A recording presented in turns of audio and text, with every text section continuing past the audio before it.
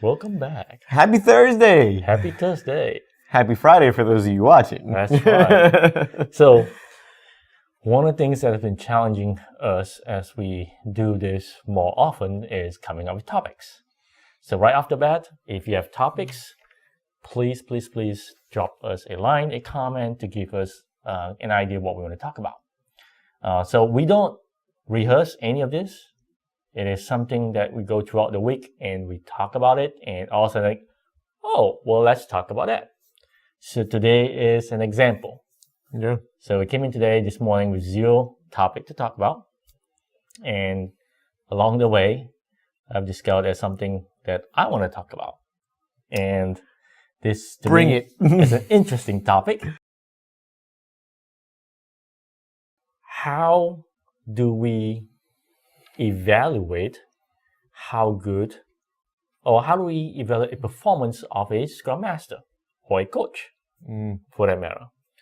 You mentioned that one earlier, and literally as you were talking about it, it was like I was stumped. I was like, well, I've never really been in the position to evaluate somebody like that. But the more and more we started talking about it, some things came up. Right. So I want to be on the record to admit that I fumble on this one.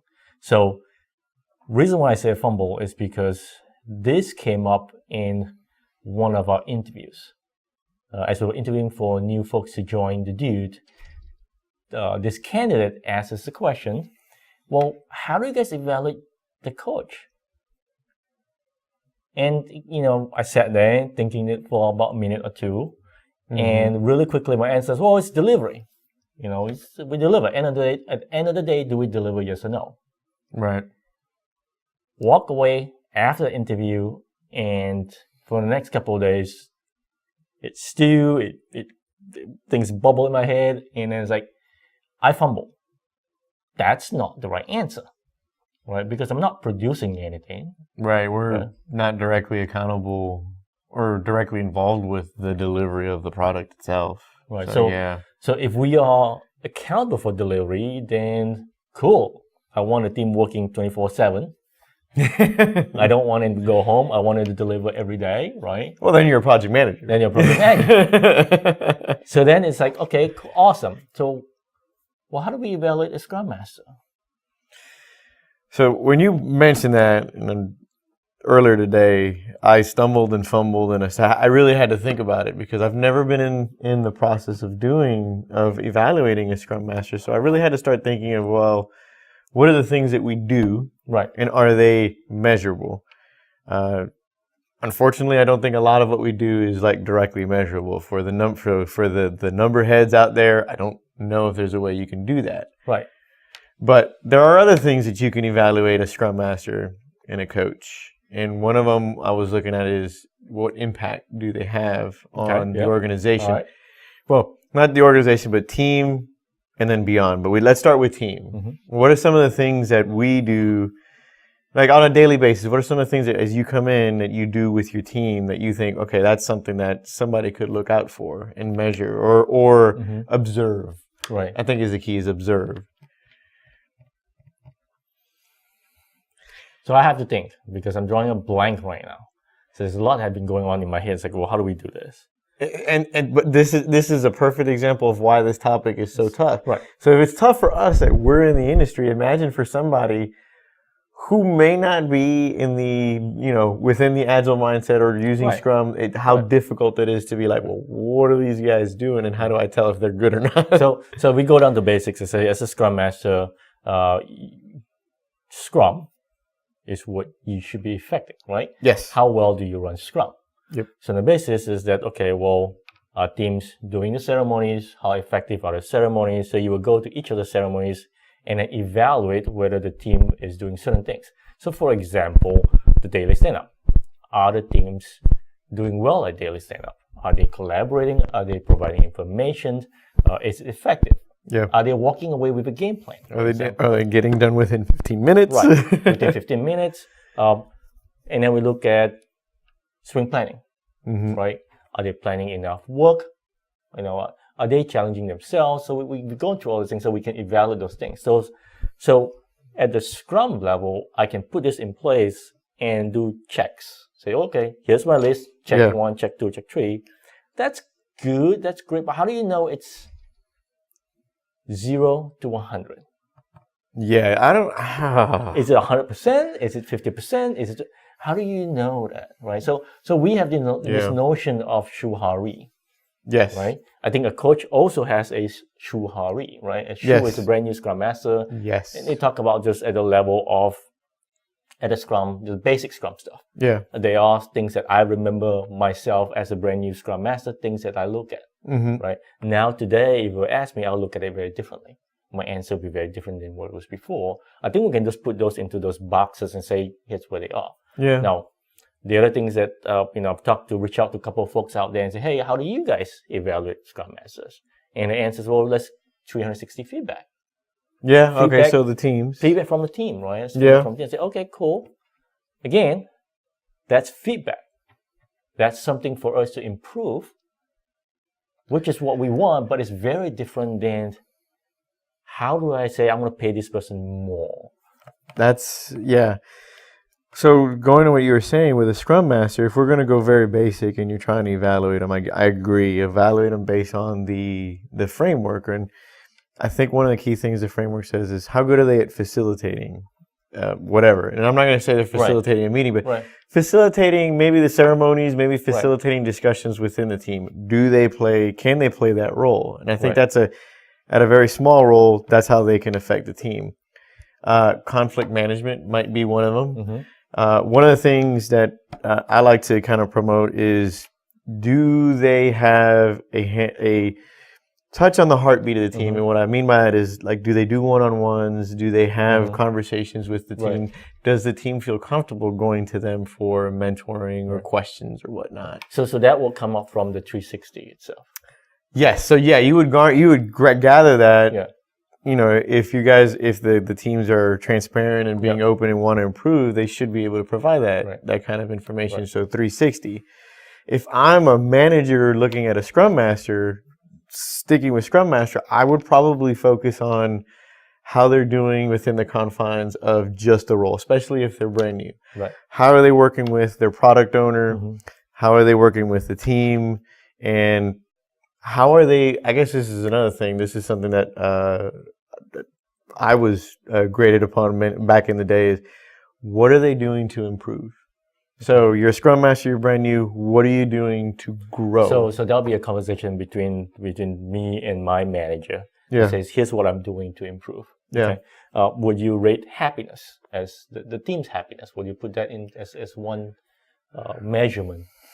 I don't know, because as a Scrum Master, sometimes we play good cop and sometimes we have to play bad cop. And that's not bad to do that, because if a team is underperforming and we're trying to get them to high performance, sometimes we have to push them to uncomfortable levels. And they may not be happy about that. Tough love is kind of the way I look at it. And that's, so no, I don't know. I don't know if the team happiness might be a good metric to look at for how they're doing. So there's all this, in my mind, there's all these points of contact that as a Scrum Master, as a coach, we're supposed to influence. Yeah. And then like you, I'm challenged on some components of it. Do we do it? Do we not? Do we take it as an evaluation? Do we not? So, if I were to take how do I make a Shu Scrum Master a Ri Scrum Master? How do I know if I walk in? If we were to ask to make an assessment, say, okay, Charles, you're going to walk into this organization, there's a Scrum Master in play, I want you to make an assessment of the Scrum Master, how would you do it? I would sit, so it's a Scrum Master. I would sit, if I were assessing them, I would observe, and I would first start with their interactions with the team. I would observe them in every ceremony. What is the Scrum Master doing in stand-up? What are they doing in refinement? What are they doing in planning? How, if it's a traditional setting, how are they leading a retrospective or facilitating the retrospective discussion when things get nasty and ugly and all that? Or how are they at drawing out all that ugliness? So playing on as an example, you walk in, here's a Scrum Master, right? Yeah. You have no context to whether the team's maturity in Agile. Okay. So assuming you walk in and the team is self-organized, everything's running. Yes. And the Scrum Master is just sitting to the side, not doing anything. Okay. How would you know at that point? So at that point, if I were first coming into a company and I'm assessing, and I see that, the next thing that I would look at is, okay, so you're working within the team level, fantastic. Again, I would sit back and observe, does the Scrum Master just kind of go back to their chair and sit there all day long? Right. Or are they getting involved in whatever the next level of is? Ah, okay. So if you were looking at Spotify, you would say, how are they getting involved within the tribe? If you're doing just Scrum or less, you'd say, well, how are they getting involved with like the Scrum of Scrums? Like, what is their level of participation there? And if I were evaluating them, if they are getting involved, if their impact is going beyond just the team, I would say, okay, they're no longer Shu. They're no longer just involved in the team. They've taken it one step up. They know what's going on at the Scrum level. Somehow he or she has coached them to high performing. They're not even thinking about what they're doing. They're just doing it. So what are they doing? So is that your distinction between a Scrum Master then moving on to become more of a coach level, because now they're beyond Scrum? Yes. I would say for me, if I'm evaluating like a different level and how they're progressing and whether they're good or, I mean, I don't know if we can say good or not, but if they're performing up to what they should be doing is, it relates to the impact of where are they at, where they're in the organization. A Shu Scrum Master is working through the kinks with the team, still probably learning the framework, still learning their role. Ha, if I'm going to equate it one-to-one, is they know their role, they work with the team, they've got them kind of spun up and high performing, they've got more time. This is what kills me about when people say part-time Scrum Masters. More time, that's fine. They can help out at a deeper level now within the teams. Right. Now the question is, and this is the one I struggle with, is they're working within the teams, but what's the next level? Like, what is the next thing? If we're talking about Shu Ha Ri, when is a Scrum Master, when can you say, wow, this Scrum Master is doing way more than what the role is calling for? What would be Ri in that case for a Scrum Master? Keeping in mind maybe just the impact that they have. Is it working within the organization? Is it working with... So I look at it as that, I would say the environment affects all that. Right? Yeah. Sometimes it's even not fair for the Scrum Master because they may not have those opportunities to go beyond. Right. They're very true. Yeah, good point. So it's luck. Yeah. Right.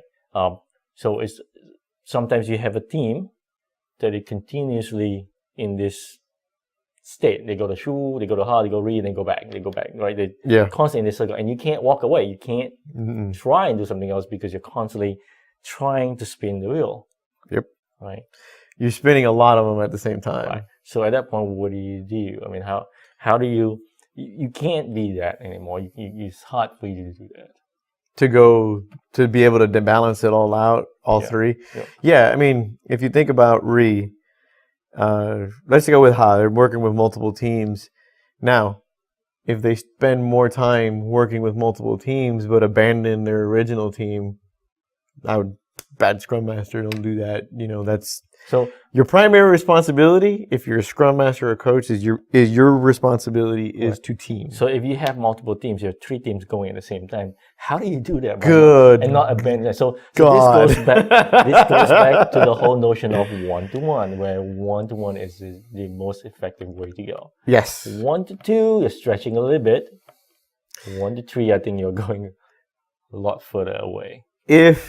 And again, this is a big if, and this is very subjective. The way I look at it is if you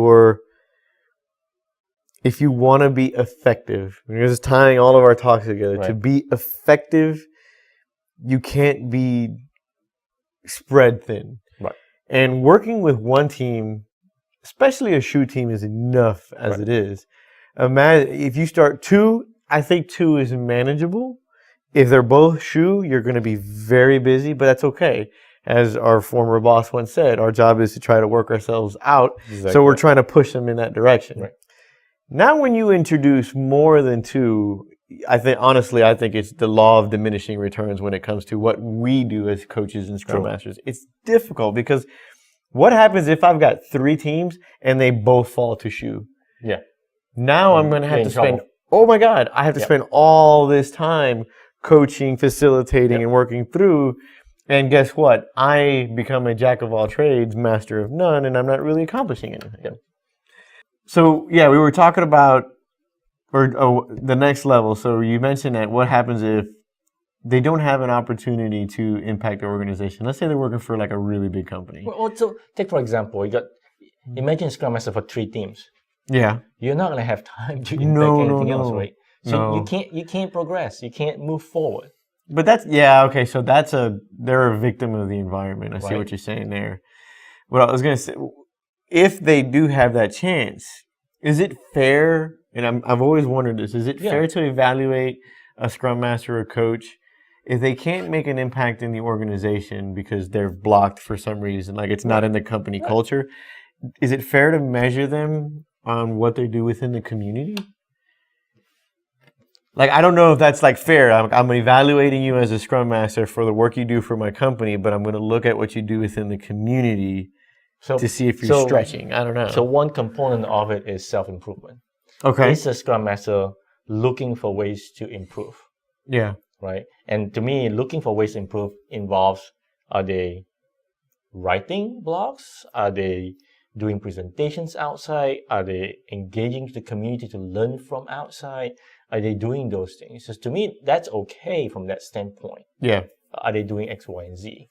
Right? So oftentimes where we have Scrum Masters that get stuck to day in, day out doing the exact same thing, they don't have time to go outside. They don't grow other than what they know. Yeah. And that's sad to see. I think we've all been there at one point or another, yeah. Because we're just too busy with life, right? Yep.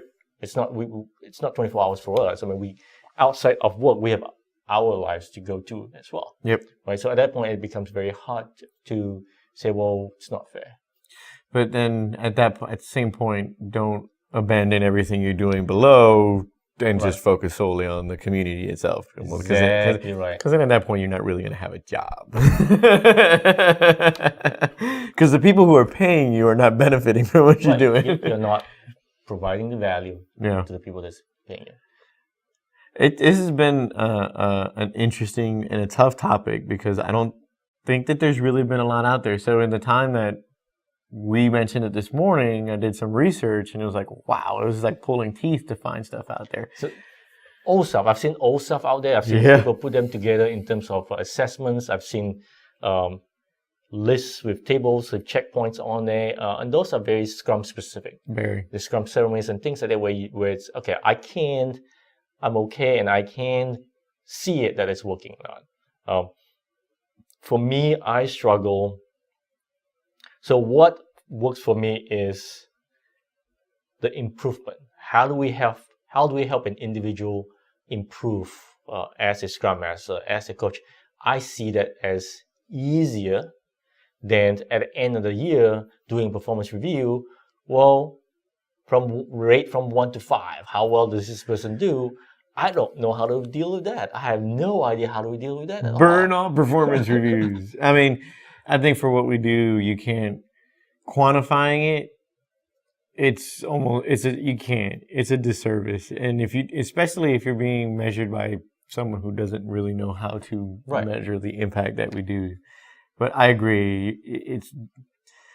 I don't know if you can really measure the performance of a Scrum Master. I feel bad for whoever has to try to do that and they don't know. But there's not really much out there. It's not like a programmer where it's like, I know for a fact if you're ready to move on to the next level or not. Is it? Yes. You can measure their quality of code, So there's output. Yeah, there's output. That's actually a really good point. We have no output. At least I don't think we do. We don't have measurable output that impacts a client directly. If you want to say that the teams or the organizations are a client, you can say that. Are we the same as a manager? What's a manager's output? What is the output for a manager, I guess? Conflict management, personal growth of their employees. leadership, but you can't measure leadership. It's also soft, right? It's very Yeah, it soft. is There's very no soft. no concrete things that can go check A, B, and C, and D. Yeah. And to me, at any point when you put in it says delivery, well, then I'm focused on delivery. I mean, there's a cartoon, Dilbert's cartoon out there. They talk about when the evil manager comes in and says, "Hey, I want a zero defect software, and I want to put a program in play where for every bug that you find, I'll give you $5." Wow. And then Dilbert's like, "Ooh, we're gonna be rich." Right? So today I'm gonna go home and write me, and quote me a van, right? Because he wants to buy a van. So he said, as long as he put those bucks in there, he finds them. It's $5 a buck. Yeah, it's called incentivizing the wrong thing. It's the wrong thing. Yes. It is. So I don't know how to tie this in a bow. All right. So this is one of the topics that I really don't know how to tie this in a bow.